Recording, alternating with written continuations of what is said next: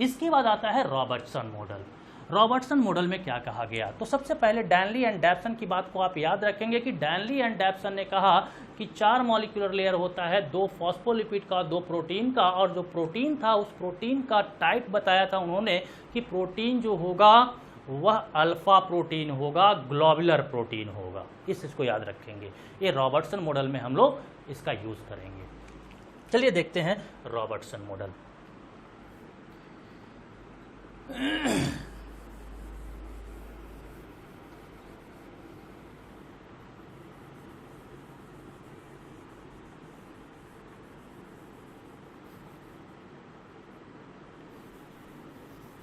ये पूरा मिटा ही देते हैं, थोड़ा सा बचने का प्रयास कर रहे थे ड्राइंग करने से।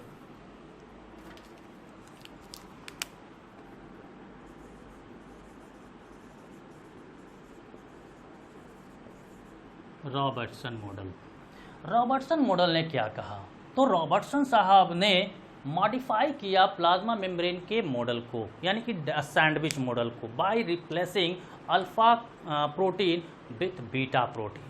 यानी कि जो डैनली एंड डैप्सन साहब ने कहा था कि जो प्रोटीन होगा वह अल्फा प्रोटीन होगा, उससे उस प्रोटीन को यह रॉबर्टसन साहब ने कहा कि नहीं नहीं, वहाँ पे अल्फा प्रोटीन नहीं होता है, बीटा प्रोटीन होता है, ग्लोबुलर प्रोटीन नहीं होता है, एक्सटेंडेड प्रोटीन होता है। यानी कि रॉबर्टसन साहब ने क्या किया, Robertson modify Danielli and Davson model by replacing alpha protein with beta protein यानी कि रॉबर्टसन साहब ने कुछ नहीं किया इस मॉडल पे, सिर्फ उनका मानना था कि जो अल्फा प्रोटीन डैनली एंड डैप्सन के द्वारा बताया गया है वह प्रोटीन न हो करके वहाँ पे बीटा प्रोटीन होता है, एक्सटेंडेड प्रोटीन होता है। अल्फा प्रोटीन किसे कहेंगे, बीटा प्रोटीन किसे कहेंगे, एक बेसिक कॉन्सेप्ट हमने दिया था अभी, तो वहाँ से आप समझ सकते हैं। अब इनके अनुसार, रॉबर्टसन साहब के अनुसार और क्या बात कहा गया, रॉबर्टसन साहब ने प्लाज्मा मेम्ब्रेन के थिकनेस को बताया कि यह प्लाज्मा मेम्ब्रेन कितना थिक था। तो according to Robertson, thickness of plasma membrane is 75 angstrom. इन्होंने कहा कि जो प्लाज्मा मेम्ब्रेन का थिकनेस जो होता है 75 एंगस्ट्रॉम का होता है, यानी कि इन्होंने फिक्स कर दिया कि प्लाज्मा मेम्ब्रेन किसी भी सेल का होगा तो वह 75 एंगस्ट्रॉम थिक होगा। अब यह 75 एंगस्ट्रॉम थिक है तो कैसे है, यानी कि उसमें प्रोटीन कितना थिक है, लिपिड कितना थिक है, ये सारे के बारे में इन्होंने एक्सप्लेन किया। तो सबसे पहले इसका इनके द्वारा दिया गया मॉडल को हम लोग ड्रॉ कर लेते हैं। इनके द्वारा मॉडल जो दिया गया उसमें कहा गया कि प्रोटीन जो होगा वह बीटा प्रोटीन होगा, या इसी प्रोटीन को हम लोग एक्सटेंडेड प्रोटीन भी कहते हैं, एक्सटेंडेड प्रोटीन, बीटा प्रोटीन और एक्सटेंडेड प्रोटीन।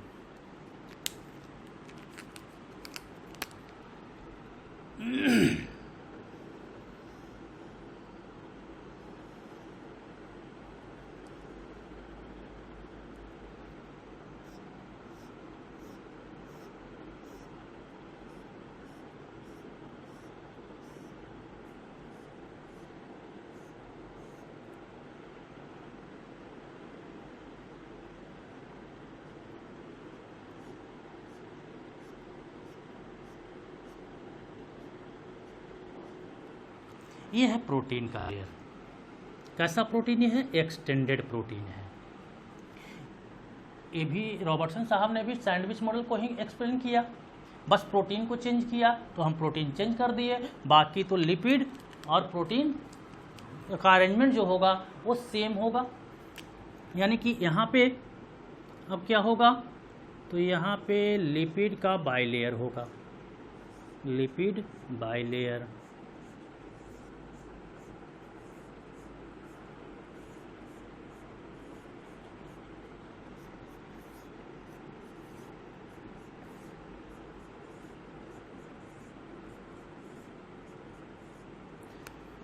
ये बाइलेयर लिपिड हो गया। इसके बाद फिर से एक्सटेंडेड प्रोटीन हो जाएगा, यहाँ मौजूद होगा एक्सटेंडेड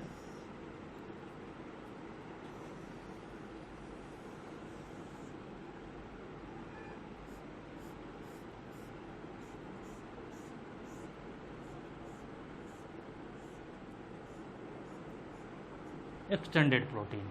अब यहाँ पे ध्यान देंगे, इन्होंने थिकनेस की बात की है, कितना, तो 75 एंगस्ट्रॉम, यानी कि जो प्लाज्मा मेम्ब्रेन है, इस प्लाज्मा मेम्ब्रेन का थिकनेस क्या होगा, 75 एंगस्ट्रॉम अकॉर्डिंग टू रॉबर्टसन। अब यह 75 एंगस्ट्रॉम थिकनेस में प्रोटीन का कितना थिकनेस होगा, तो प्रोटीन जो होता है, ये प्रोटीन का थिकनेस इन्होंने कहा कि यह 20 एंगस्ट्रॉम का होगा। ये आउटर प्रोटीन है, आउटर प्रोटीन। इनर प्रोटीन कितना थिक होगा, तो ये भी 20 एंगस्ट्रॉम का होगा, इनर प्रोटीन।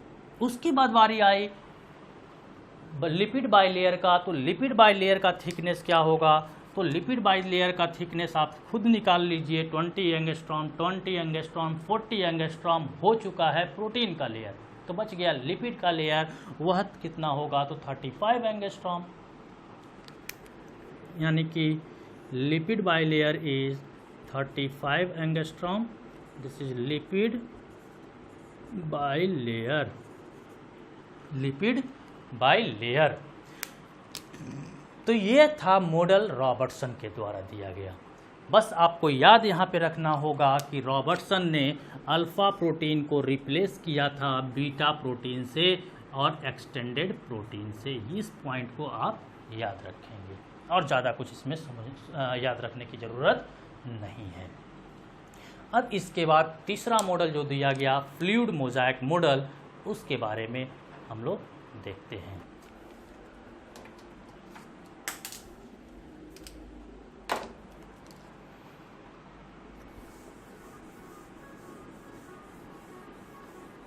अगर आपके एग्जामिनेशन में पूछा जाए write down the drawback of sandwich model, तब उसमें आप लिखेंगे sandwich model does not explain permeability of water through plasma membrane. उसके बाद दूसरा पॉइंट में लिख सकते हैं कि sandwich model do not explain variable thickness of plasma membrane. तो ये दो पॉइंट उसके ड्रॉबैक में डाल सकते हैं। कभी कभी आपके एग्जामिनेशन में ये मिल जाता है, लेकिन अब तो हम जैसा कि आप पहले भी बताया कि आपके बुक से इसे हटा दिया गया है, यानी कि सैंडविच मॉडल को रिमूव कर दिया गया है, सैंडविच मॉडल के बारे में एक्सप्लेन नहीं किया गया है।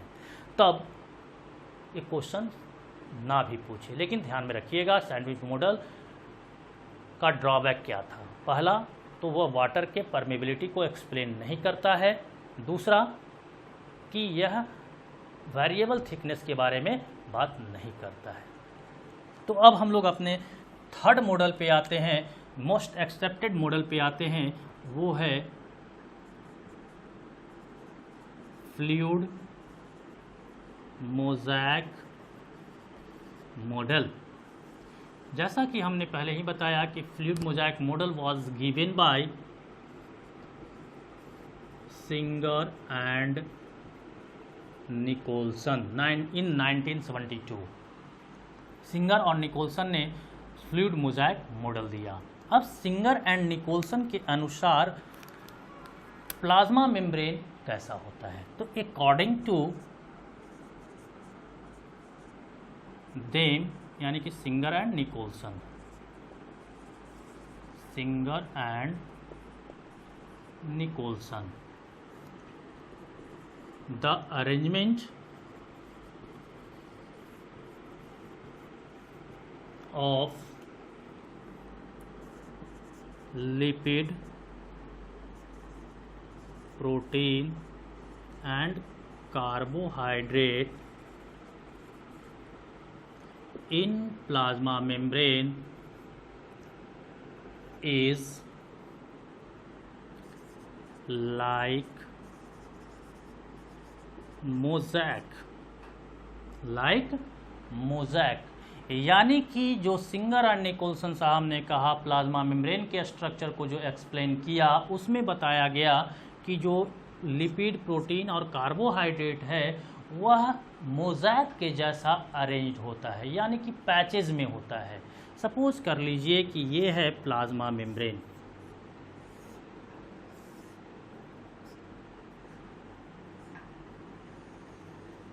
दिस इज प्लाज्मा मेम्ब्रेन, यानी कि प्लाज्मा मेम्ब्रेन के एक सतह को, यानी प्लाज्मा मेम्ब्रेन के एक पार्ट को हम कट कर लिए, कट करके इधर निकाल कर रख लिए।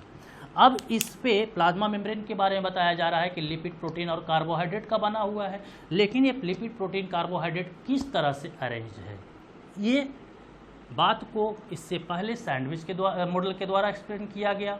ऊपर में प्रोटीन, नीचे में प्रोटीन, बीच में बाइलेयर लिपिड का।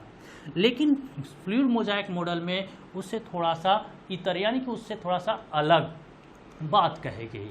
इनका मानना था, सिंगर एंड निकोलसन का कहना है कि लिपिड और प्रोटीन मॉलिक्यूल्स जो है आउटर और इनर दोनों पे मौजूद है। सैंडविच में क्या कहा गया था, तो ऊपर वाले लेयर पे प्रोटीन, नीचे वाले पे प्रोटीन और बीच में लिपिड बाइलेयर। लेकिन इनका मानना है कि जो प्रोटीन मॉलिक्यूल्स है ऊपर भी है और बीच में भी है, ऊपर में भी है और बीच में भी है। जैसे देख, सपोज कीजिए हम ब्लू कलर से यहाँ पे ड्रॉ करते हैं, पैचेज बनाते हैं, ये है प्रोटीन का, प्रोटीन प्रोटीन प्रोटीन,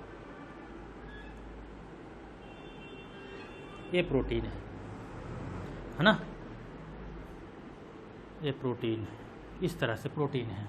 इसके बाद इसके साथ में मौजूद होगा लिपिड का लेयर,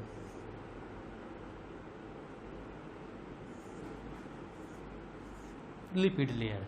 इसके अलावा यहाँ पे मौजूद होगा कार्बोहाइड्रेट भी, कार्बोहाइड्रेट, ये कार्बोहाइड्रेट है।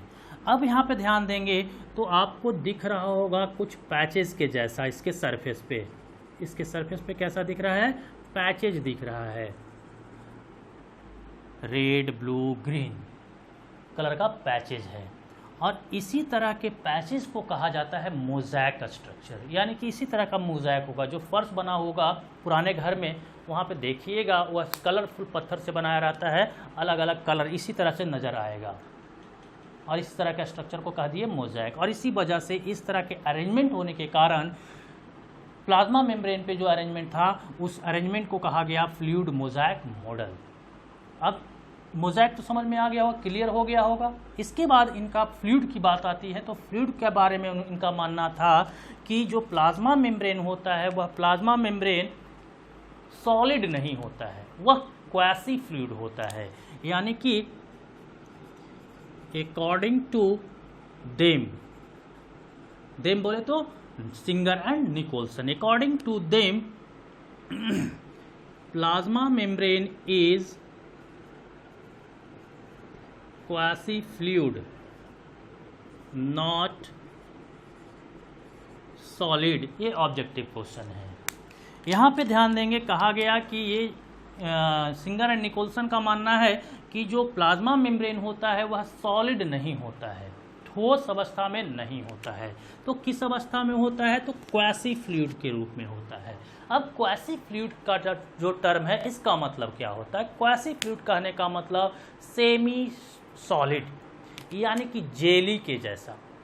जेल देखे होंगे जो बटर के साथ, ब्रेड के साथ लगाकर खाते हैं जेल, वो देखिएगा तो ना ही वो पूरी तरह से एकदम तरल होता है, यानी कि फ्लूइड होता है, और ना ही सॉलिड होता है, वो थोड़ा सा थक्कादार होता है। उसी तरह के सब्सटेंस को कहा जाता है क्वासी फ्लूइड, यानी कि लगभग फ्लूइड, पूरा फ्लूइड नहीं, लगभग फ्लूइड है, लगभग तरल पदार्थ है, इसका मतलब होता है। तो ये भी याद रखेंगे, प्लाज्मा मेम्ब्रेन जो होता है सॉलिड होता है कि क्वासी फ्लूइड होता है कि एकदम फ्लूइड होता है, तो वह क्वासी फ्लूइड होता है, लगभग फ्लूइड होता है, नॉट फ्लूइड। इसके बाद यहाँ पे जैसा कि आप देख रहे हैं, इसके बाद सिंगर एंड निकोलसन का मानना था कि जो प्रोटीन मॉलिक्यूल्स है वह बाहर में भी है और भीतर में भी है, यानी कि आउटर सरफेस पे भी है और इनर सरफेस पे भी है। The protein molecules present on both outer and inner region of PM plasma membrane के आउटर और इनर रीजन दोनों में मौजूद होता है। अगर यह प्रोटीन आउटर रीजन पे होगा, बाहर के रीजन पे होगा, यानी कि आउटर सरफेस पे होगा, तब उस केस में उस प्रोटीन को कहा गया extrinsic protein. The protein which is present on outer side, then it is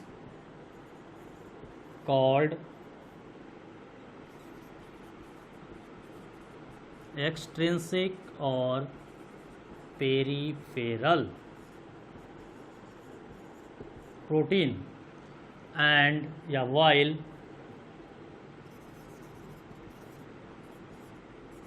the protein present in inner side is called intrinsic or integral protein, यानी कि वह प्रोटीन जो बाहर के सरफेस पे मौजूद है वह एक्सट्रिंसिक प्रोटीन कहलाएगा या उसी को पेरीफेरल प्रोटीन कहलाएगा। एक्सट्रिंसिक और पेरीफेरल, और जो अंदर के सरफेस पे होगा उसे हम लोग इंट्रिंसिक कहेंगे या इंटीग्रल प्रोटीन कहेंगे। अब यहाँ पे ध्यान देने वाली बात है कि जो इंट्रिंसिक प्रोटीन है, इंटीग्रल प्रोटीन है, उसी में से कुछ ऐसा भी प्रोटीन होता है जो प्लाज्मा मेम्ब्रेन के एक क्रॉस मौजूद होता है, यानी कि आर पार मौजूद होता है, और उस इंट्रिंसिक प्रोटीन को टनल प्रोटीन के नाम से जानते हैं। उसे हम लोग क्या कहते हैं? टनल प्रोटीन के नाम से जानते हैं। तो इसके बाद हम स्ट्रक्चर उसको दिखला देते हैं टनल प्रोटीन के बारे में। तो इसको हम पहले इरेज कर लें, जगह बना लें।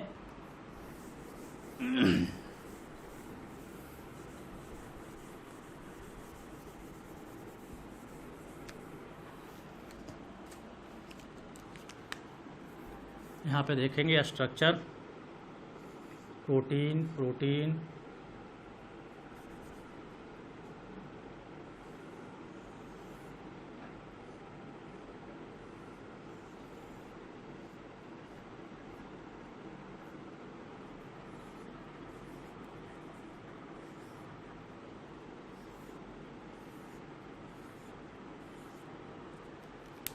प्रोटीन का ये लेयर है, ये लिपिड का बाई लेयर है,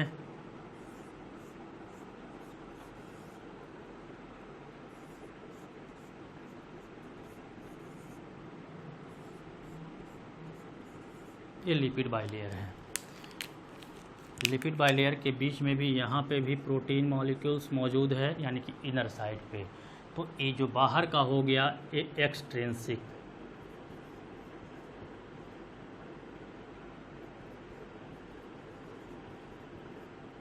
ये भीतर का जो हो गया इंट्रिंसिक, और ये जो प्रोटीन दिख रहा है ये प्रोटीन जो है इंटीग्रल प्रोटीन है, इंट्रिंसिक प्रोटीन है, लेकिन यह अक्रॉस द प्लाज्मा मेम्ब्रेन है, यानी कि प्लाज्मा मेम्ब्रेन को आर पार कर रहा है। इसे हम लोग टनल प्रोटीन कहेंगे। इसे क्या कहेंगे? टनल प्रोटीन कहेंगे। अब ये टनल प्रोटीन का क्यों कहे? टनल का मतलब होता है संकीर्ण रास्ता, गुफा। अब यह यहाँ से आसानी से यह टनल प्रोटीन के माध्यम से वाटर जो होगा वो ट्रांसपोर्ट होगा, यानी कि this tunnel protein help in transportation of water. Tunnel protein के माध्यम से वाटर आसानी से प्लाज्मा मेम्ब्रेन के अक्रॉस मूव कर सकता है, लेकिन वहाँ पे जो सैंडविच मॉडल दिया गया था वहाँ पे टनल प्रोटीन की बात नहीं की गई थी, और इस वजह से वहाँ पे वाटर का आदान प्रदान यानी कि परमेबिलिटी को एक्सप्लेन नहीं कर रहा था। दूसरा रीजन कि एक तो टनल प्रोटीन नहीं था, अब टनल प्रोटीन नहीं था तो इस वजह से वो आर पार पानी नहीं जा रहा था, तो पानी इससे भी जाना चाहिए। चलिए देखते हैं वाटर को पार करवा के, क्रॉस करवा कर। इसे हम लोग लिपिड बाई लेयर कह दिए, लिपिड बाई लेयर। सपोज कीजिए कि वाटर यहाँ से चलना शुरू किया, वाटर इस जगह से चलना शुरू किया, वाटर आएगा यहाँ पे। जैसा कि हमने अभी बताया था कि जो लिपिड होता है, लिपिड का हेड पार्ट जो होता है हाइड्रोफिलिक होता है, वाटर लविंग होता है। इस वाटर मॉलिक्यूल्स को लिपिड का हेड पार्ट जो था वो तो रिसीव कर लिया। अब रिसीव कर लिया, लेकिन ये जैसे ही आगे बढ़ेगा टेल रीजन में, तो टेल के बारे में कहा गया कि हाइड्रोफोबिक होता है, यानी कि वाटर को रिपेल करता है। इसका मतलब इस वाटर को क्या कर देगा, वापस भेज देगा, इससे आगे जाने नहीं देगा। तो जहाँ तक सवाल है सैंडविच मॉडल का, सैंडविच मॉडल में यहाँ पे प्रोटीन नहीं दिया गया था, टनल प्रोटीन नहीं दिया गया था। इसका मतलब कि जैसे ही वाटर आएगा उसे फिर से वापस बाहर की ओर भेज दिया जाएगा। किसमें, सैंडविच मॉडल में, यानी कि वाटर जो होगा आर पार इसके नहीं होगा, यानी कि प्लाज्मा मेम्ब्रेन इम्परमेबल हो गया वाटर के लिए। लेकिन यह फ्लूइड मोजाइक मॉडल के केस में हम लोग चलते हैं, तो फ्लूइड मोजाइक मॉडल में देखते हैं यहाँ पे भी वाटर आएगा, हेड पार्ट उसे रिसीव करेगा, टेल पार्ट उसे रिपेल करेगा, लेकिन बगल में यहाँ पे क्या मौजूद है, प्रोटीन। ये प्रोटीन के पास चला जाएगा, प्रोटीन फिर ऐसे भेज देगा, फिर प्रोटीन भेज देगा हेड पार्ट को, क्योंकि वाटर लविंग है हेड पार्ट। फिर से पानी बाहर इधर आ गया, यानी कि सेल के इस छोर से इस छोर तक वाटर का मूवमेंट पॉसिबल है। किसके अनुसार, फ्लूइड मोजाइक मॉडल के अनुसार। लेकिन सैंडविच मॉडल के अनुसार यह परमेबिलिटी जो है नहीं दिखता है सैंडविच मॉडल में, क्योंकि वहाँ पे इंट्रिंसिक प्रोटीन की कमी है। साथ ही साथ एक तो मूवमेंट का रास्ता ये हो गया वाटर मूवमेंट का, दूसरा तो यहाँ पे दे दिया है टनल प्रोटीन, टनल ही दे दिया है कि आसानी से वाटर इस रास्ते मूव करता हुआ इस साइड आ जाए, इस टनल के रास्ते।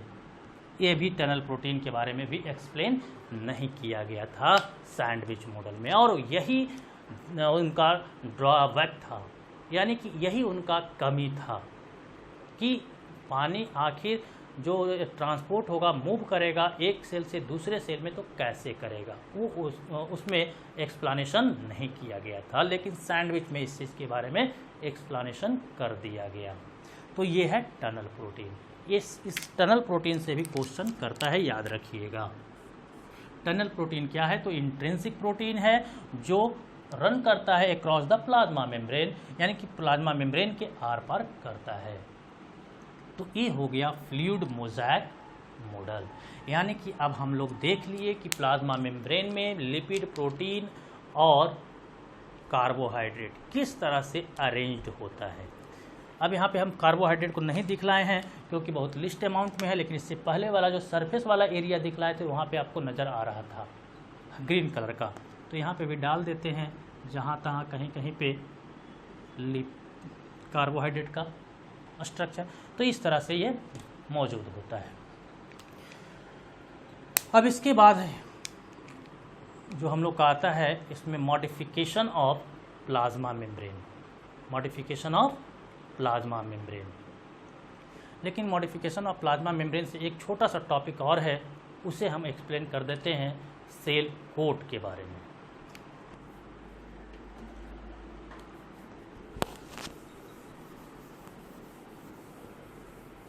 तो एक छोटा सा और टॉपिक है सेल कोट या ग्लाइकोकैलिक्स। ये ऑब्जेक्टिव क्वेश्चन में कहीं कहीं पे मिल जाएगा आपको।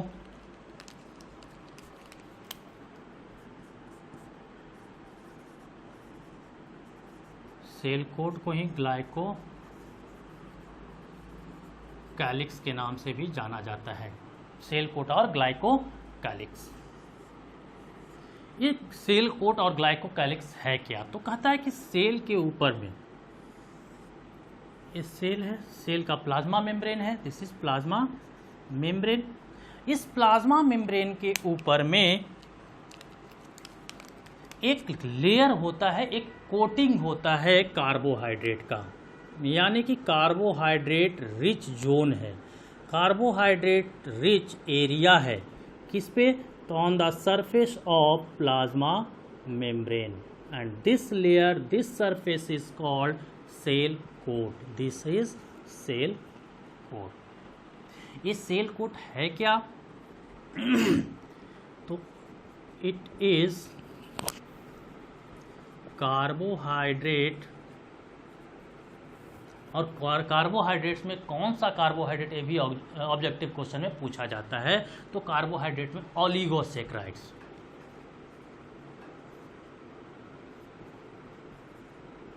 याद कर लीजिए ये ओलिगोसैकेराइड। ओलिगोसैकेराइड क्या है, ये सारा कुछ बायोमॉलिक्यूल्स में पढ़ाएंगे। तत्काल बस याद रखिएगा ये टाइप है कार्बोहाइड्रेट का। कार्बोहाइड्रेट तीन तरह का, मोनोसैकेराइड, ओलिगोसैकेराइड और पॉलीसैकेराइड। मोनोसैकेराइड सिंपल शुगर को कहते हैं, सैकेराइड मतलब शुगर होता है, तो सिंपल शुगर मोनोसैकेराइड। 1 से 9 की संख्या में मोनोसैकेराइड आपस में बाइंड करके जब लार्ज कार्बोहाइड्रेट कोई बनाएगा तब वह कार्बोहाइड्रेट ओलिगोसैकेराइड कहेगा, और 9 से अधिक मॉलिक्यूल्स यानी कि मोनोसैकेराइड आपस में बाइंड होकर बनेंगे तब वह लार्ज कार्बोहाइड्रेट कहलाएगा पॉलीसैकेराइड। तो इस सारा कुछ हम डिटेल में पढ़ाएंगे, बस अभी तत्काल याद रखेंगे ओलिगोसैकेराइड कार्बोहाइड्रेट को कहते हैं। और यहाँ पे ग्लाइकोकैलिक्स में यानी कि सेल कोट में ओलिगोसैकेराइड ही होता है, ये ऑब्जेक्टिव क्वेश्चन में पूछता है। कार्बोहाइड्रेट होता है लेकिन कौन सा कार्बोहाइड्रेट होता है? पॉलीसैकेराइड होता है, मोनोसैकेराइड होता है या ओलिगोसैकेराइड? तो ओलिगोसैकेराइड। तो कह रहा है कि it is carbohydrate rich zone on the surface, the outer surface of plasma membrane. Plasma membrane के आउटर सरफेस पे कार्बोहाइड्रेट रिच जोन होता है। कौन? तो सेल कोट। अब यह सेल कोट करता क्या है? तो विच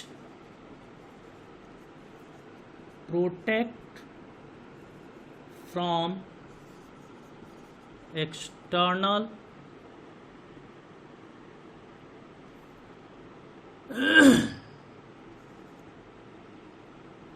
mechanical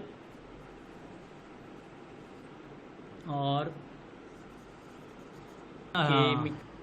protect from external mechanical और केमिकल डैमेज, यानी कि एक्सटर्नल मैकेनिकल और केमिकल डैमेज से यह प्रोटेक्ट करता है सेल को, क्योंकि प्लाज्मा मेम्ब्रेन जो होता है सॉफ्ट होता है, क्वासी फ्लूइड होता है, तो ये कमज़ोर होगा।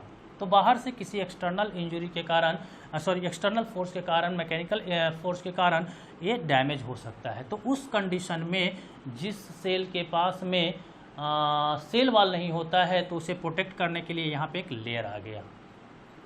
या फिर वैसा ही कुछ सिंपल ऑर्गेनिज्म यानी कि यूनिसेलुलर होता है जो ऑर्गेनिज्म, उसके सेल के चारों तरफ सेल वॉल नहीं है, सिर्फ प्लाज्मा मेम्ब्रेन है, तो वह प्लाज्मा मेम्ब्रेन डेलिकेट होगा, सॉफ्ट होगा, मुलायम होगा। तो किसी भी छोटा मोटा मैकेनिकल और केमिकल डैमेज से वो खराब हो सकता है, टूट सकता है। तो उसी से बचाने के लिए यहाँ पे एक लेयर दे दिया गया है कार्बोहाइड्रेट का, जो कि प्रोटेक्ट करता है, विच प्रोटेक्ट फ्रॉम एक्सटर्नल मैकेनिकल और केमिकल डैमेज। क्लियर? तो ये हो गया आपका प्लाज्मा मेम्ब्रेन का मॉडल। अब इसके बाद हम लोग नेक्स्ट वीडियो में पढ़ेंगे modification of plasma membrane, modification of plasma membrane. यह मॉडिफिकेशन जो प्लाज्मा मेम्ब्रेन का होता है वो मुख्य रूप से एनिमल सेल में यानी कि प्लांट सेल में मॉडिफिकेशन, प्लाज्मा मेम्ब्रेन के अंदर कोई मॉडिफिकेशन नहीं होता है। मॉडिफिकेशन जो भी होगा वो एनिमल सेल के अंदर होगा, है ना। तो उसके बारे में हम लोग नेक्स्ट क्लास में पढ़ेंगे, नेक्स्ट वीडियो में देखेंगे। Thank you.